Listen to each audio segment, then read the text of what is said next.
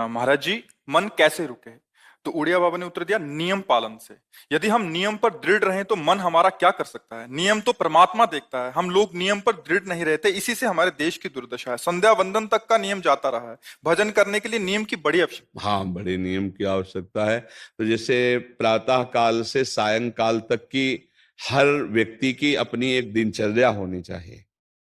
ऐसा नहीं कि आज हम 4 बजे उठे, कल 7 बजे उठे, पर फिर मन को आप कंट्रोल नहीं कर पाएंगे।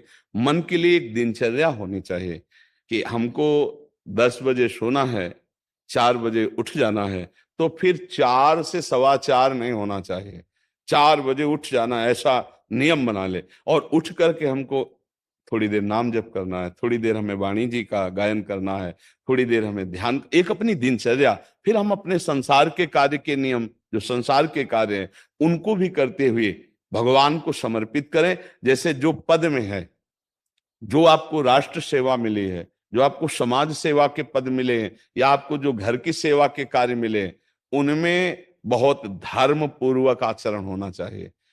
अगर आप अधर्म आचरण करते हैं, अपने पद का दुरुपयोग करते हैं, तो आप सुबह जग करके थोड़ा माला चला लीजिए, फिर भी आपका कल्याण नहीं होगा, क्योंकि आप अपने पद का, अपने सेवा का दुरुपयोग कर रहे हैं। जैसे हम जानते हैं कि अधर्म आचरण है, ये अधर्मी है, हमें पता है दोषी है, और वो हमको कुछ धन दे देता है, और हम उसको मुक्त करवाने की बात सोचते हैं, और जो निर्दोष है उसको फंसा देते हैं। अब तुम चाहे जितना माला चलाने की कोशिश करो या दान पुण्य करो, वो तुम्हारा अधर्म आचरण, वो अधर्म का धन तुम्हें सतमार्ग में नहीं जाने देगा।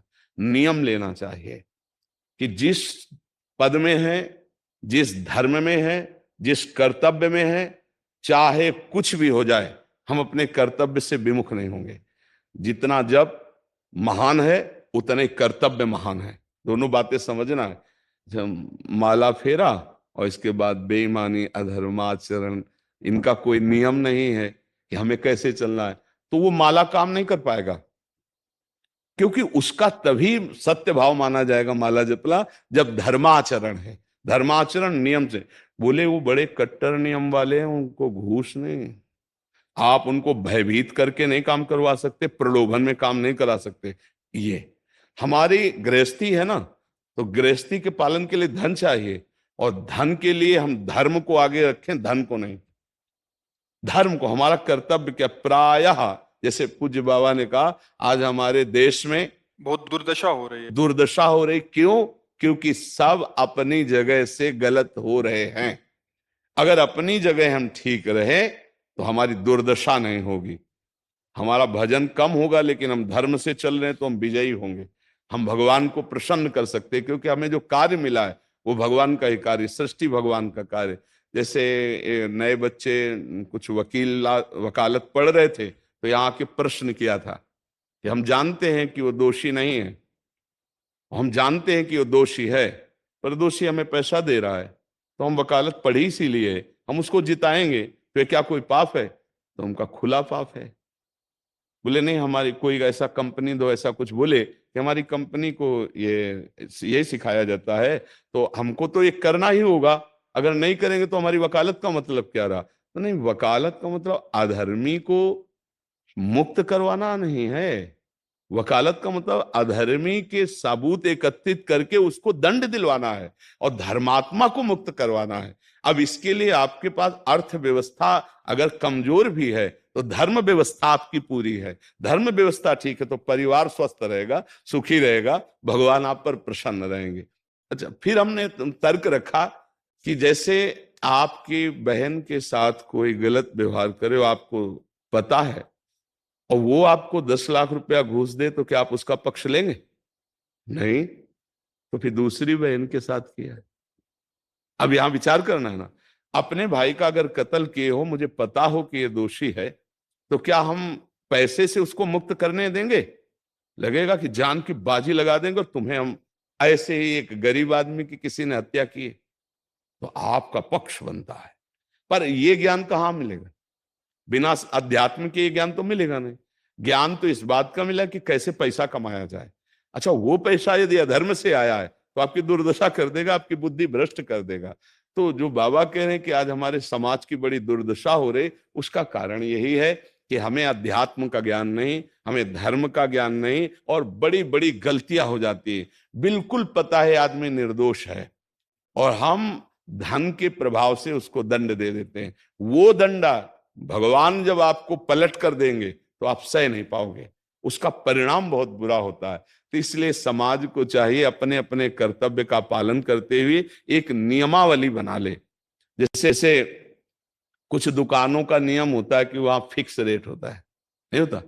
वहां ये नहीं चलेगा कि कसम से कहते हैं कि तुम्हें हम अपना जान करके कि 100 रुपया मीटर ये मिला है, हम बिल्कुल मुनाफा नहीं ले रहे। नहीं, झूठ क्यों बोल रहे हो? दुकान खोले हो मुनाफा के लिए, झूठ क्यों बोल रहे हो? नहीं लेंगे मुनाफा, हम जितने का लाए हैं उससे मुनाफा लेंगे, पर 120 रुपया मीटर देंगे, कपड़ा बढ़िया है, नाप फिट है, इससे नीचे नहीं उतरेंगे, हमें सफाई देने की जरूरत नहीं है कि हम कसम खाते हैं या ऐसा। हम जानते हो ये बिजली है, दुकान है, नौकर लगे हैं, तो इसका मुनाफा लेने के लिए दुकान खोलें, कोई दान करने के लिए तो नहीं। तो सबको पता है मुनाफा लेगा, लेकिन एक फिक्स दाम, उसे 10-20 रुपया का मुनाफा लेकर के हम उसको बेच रहे हैं। लेकिन झूठ क्यों बोले? बोले झूठ के बिना धंधा नहीं चलता। नहीं, ऐसा नहीं है। अब असत्य बोलोगे तो उससे जो आपको मुनाफा मिलेगा वो आपकी बुद्धि भ्रष्ट करेगा, और सत्य है कि मुनाफा के लिए है वही चीज, और आप एक फिक्स रेट में दे रहे हैं, बढ़िया है। अब अगर आप कोई मिलावट करके भोजन सामग्री दे रहे हैं, आपको पता है, तो जो खाने वाले के हृदय में बैठे हुए भगवान है वो तुम्हारे जीवन में मिलावट कर देंगे, तुम्हारा जीवन महान दुखमय हो जाएगा। ये कहां समझा जाता है? एक आदमी सिंथेटिक दूध बना रहा है, उससे कहो ये अपने बच्चे को पिलाओ, नहीं पिलाएगा। फिर ये दूसरे का बच्चा जब पिएगा तो उसकी हालत क्या होगी? दूसरे शरीर में जाएगा तो हालत क्या होगी? वो केवल धन की बुद्धि रख रहा है। एक आदमी घी में केमिकल मिला रहा है, एक ऐसे अभक्ष पदार्थ मिला है, वो स्वयं नहीं खाएगा, लेकिन वो होटलों में भेजा जाएगा, हजारों लाखों लोग खाएंगे, बीमारी बढ़ेगी, उसको रुपया से मतलब है। ये चीज, ये दुर्दशा हर जगह धर्म का ज्ञान न होने के कारण फैल रही, नहीं फैल रही। एक मरीज बीमार है, असली दवाओं में पैसे ज्यादा है, नकली दवा लेकर के असली के दाम में बेच देना, उसको बिल्कुल फायदा ना होना। लेकिन परमात्मा देख रहा है, तुम जानते हो नकली दवा है, वो तो नहीं जानता बेचारा, ज्यादा पढ़े लिखे नहीं, किसान आदमी गांव का आया है, तुमने दे दिया, और उसने पैसा दिया असली के। अब वो पैसा तुम्हारी बुद्धि भ्रष्ट करेगा, तुम्हारे परिवार में कलह पैदा करेगा और तुम्हारा पतन कर देगा।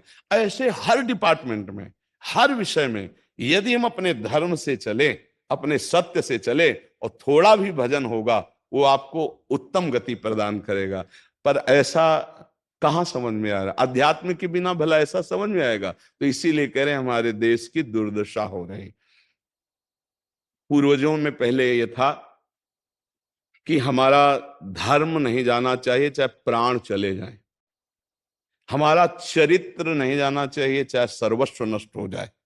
आज इसकी कोई परवाह नहीं, तो उसी से बुद्धि भ्रष्ट हो जाती है, जीवन एक पशुवत आचरण वाला हो जाता है, और वो अपने को बड़ा सुखी समझने लगते हैं कि हमारे पास बड़ा वैभव है। लेकिन प्यारे, उस दिन को याद करो जिस दिन तुम्हारा आखिरी समय होगा, ना तुम्हारा फार्म हाउस जाएगा, ना महल तुम्हारा जाएगा, ना बैंक बैलेंस जाएगा, ना कोई व्यक्ति, और ना ये शरीर। अब तुम्हारे कर्म तुमको भोगवाएंगे। उस समय की कौन याद करता है? अगर उस समय की याद हो तो भय लग जाए कि नहीं नहीं, पाप नहीं करूंगा, क्योंकि जाना है यहां से। अच्छा, कब जाना कुछ पता नहीं, किसी भी समय ट्रांसफर हो सकता है इस शरीर से। तो हमें लगता है कि महापुरुषों के जो वचन है कि हमें एक नियम से जीवन जीना चाहिए, धर्म पूर्वक जीवन जीना चाहिए, अपने कर्तव्य का पालन करना चाहिए। जो हमारे लिए कर्तव्य, आज प्रायः धन प्रधान बुद्धि होने के कारण कर्तव्य स्वाहा हो रहा है। एक विद्यालय में विद्यार्थी के लिए जो गुरु पद में बैठा है, उसका क्या कर्तव्य है? वो अपने कर्तव्य को भूला हुआ है। भला छोटे छोटे विद्यार्थियों को, जिनकी नींव पूरे राष्ट्र सेवा में, समाज सेवा में ये बन सकते हैं, अगर उनको हम सही शिक्षा नहीं दी तो उनका पूरा जीवन बर्बाद हो जाएगा। अगर उनको हम गलत सपोर्ट कर दिए तो उनका पूरा जीवन बर्बाद, क्योंकि नया जीवन है। और जगह जगह अपने अपने कर्तव्यों का यदि पालन किया जाए तो पूरा समाज सुखी हो जाए। लेकिन कर्तव्यहीनता आ रही, कोई अपने कर्तव्य को नहीं समझ रहा है। तो यही बात महापुरुष जनों को दुख लगता है कि अगर सब अपने कर्तव्य का पालन करें, धर्म का पालन करें, भगवान का नाम जप करें तो सब सुखी हो जाए। सुख सब चाहते हैं और आचरण दुख वाले करते, इसीलिए सुख नहीं मिल रहा है, परिणाम में हमें दुख मिल रहा है। सच्ची मानना, वो रुपया पूरे परिवार में अशांति पैदा कर देगा। और धर्म पूर्वक 100 रुपया लाओगे और 4-5 परिवार के बैठ के नमक रोटी खाओगे, आनंद से सोओगे, बड़ा प्यार रहेगा, भगवान की कृपा रहेगी। पर ये बात समझ में नहीं आती है। तो ये वृत्ति अगर छोड़ी ना जाएगी तो कुछ भी कर लो, कहीं भी दान पुण्य कर लो, लाभ नहीं मिलेगा। अगर दान देने की बात कही गई है तो धर्म पूर्वक कमाए हुए धन से। अगर आप मेहनत से कमाए हो ना, 10 रुपया दे दोगे ना, तो 10 रुपये का वो आटा लाके अगर 2 रोटी खाएगा तो खूब वजन होगा। वो आप 1 लाख रुपया बेईमानी कर रख दोगे ना, तो बैठे बैठे वो गंदा ही सोचेगा, भजन नहीं होगा। उसका गंदा सोचना और आपका गंदा करना, दोनों मिल करके उसके कारण भी तो आप बने ना, तो आपका ही पतन हो जाएगा। उसको तो भगवान बचा लेंगे क्योंकि भगवान की शरण में। तो मुझे लगता है अधर्म के धन से कभी किसी को लाभ नहीं मिलता। तो अपने कर्तव्य का पालन करते हुए यदि नाम जप किया जाए तो बहुत जल्दी हमको लाभ प्राप्त हो जाए। बहुत सुंदर मतलब ये चर्चा होती है, अगर आप लोग इसको धारण कर लें तो निहाल हो जाएंगे। सच्ची कह रहे, ये जो बातें हैं ये बहुत सुंदर जीवन को पुष्ट करने वाली हैं, पर आप धारण कर लें तो बात है। नहीं नहीं तो जैसे लाभ दिखाई दे रहा 50,000, तभी बातें भूल जाओगे, ये बातें अच्छी नहीं लगेंगी। हे यार, बहुत बढ़िया काम घर में आएगा, पर हमारी ये बात ध्यान रखना, वो 50,000 घर में अशांति पैदा कर देगा।